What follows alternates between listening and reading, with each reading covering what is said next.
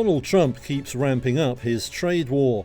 On Thursday, he set a 35% tariff for imports from Canada, and he warned Canadian Prime Minister Mark Carney that the levies would go up even higher if there was any retaliation.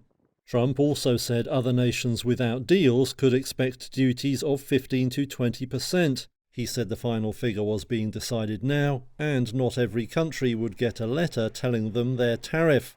Trump said there would just be a blanket rate for most nations. This week's news on tariffs has had little impact on stocks, with the Nasdaq index posting a record closing high on Thursday. SimCorp Managing Director Melissa Brown says there's a feeling among investors that they know the worst. Of course, we don't know if that's really true, but I think that's the general prevailing sentiment in the market, is that we've seen the worst. Yeah, it might hurt inflation a little bit. It might hurt the economy a little bit, but it's probably not going to have a major impact.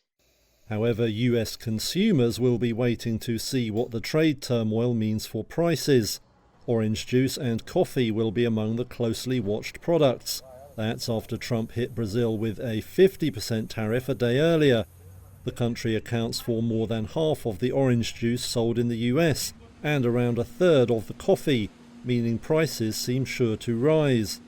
Domestic US production can't compensate.